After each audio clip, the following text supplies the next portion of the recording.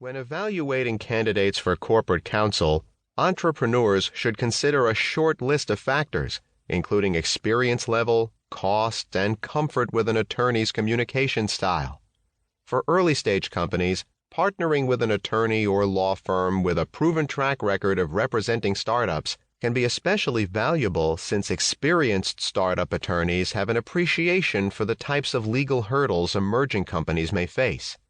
In addition, they are often well connected to early-stage investors, accelerators, and other resources that are critical to a startup's success.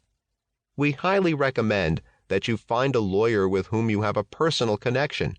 Your most intimate business details will be shared with the person and firm that you choose, and you deserve an attorney whom you trust completely and with whom you enjoy working. In addition, whoever represents you will impact your reputation because they will be a representative of your company. Do your research, get references from trusted advisors, friends, and colleagues, and spend time with your prospective lawyer before making a choice. Although it's natural and appropriate to focus on cost, don't obsess on the hourly rate.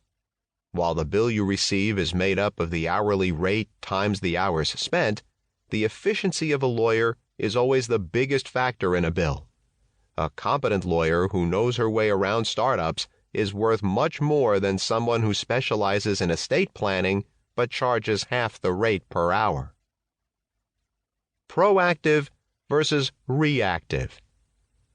The cliché, "the best defense is a good offense," is as relevant for a company preparing for a venture financing as for a sports team on its way to a championship game. Any entrepreneur who has lived through pitching, negotiating, and closing a venture round can confirm that navigating a venture financing is a demanding process that involves unexpected challenges.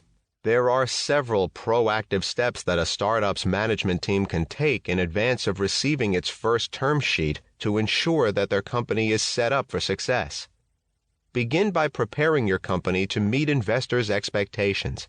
Among these expectations is that any company that will receive venture funding be structured as a C corporation registered in Delaware.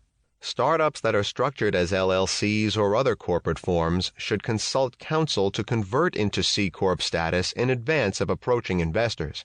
VCs don't like to and often can't invest in pass-through tax entities such as LLCs and S Corps, and therefore the C Corp status is a must. As for Delaware, there isn't a single investor that we've met who has rejected this state of incorporation. Yes, we've seen some accept California, New York, and a few other states, but you simply can't go wrong in picking Delaware.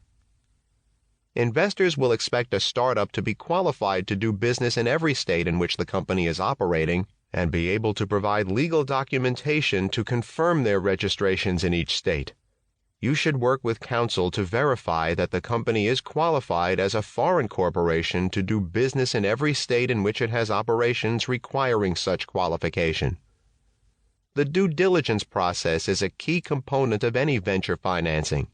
During due diligence, your legal and financial records will be reviewed by your potential investor to identify any issues that could prevent a deal's closing.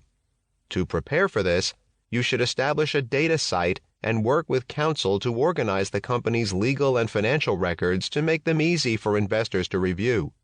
A data site can be an enterprise-grade, high-cost data site that one would use in a larger acquisition deal, or better yet, a Dropbox, Box, Google, or Carta folder that is cheap and easy to share. Investors will expect a startup to provide copies of its original organizational documents, including the company's certificate of incorporation, bylaws, and all of its board and shareholder actions and minutes. In addition, a startup should be prepared to grant access to any documentation related to its capital stock, including a detailed list of every person or entity who owns or has rights to any of the company's securities, as well as any agreements that grant stockholders preemptive or preferential rights. Among these records, entrepreneurs should pay close attention to a company's capitalization table, cap table.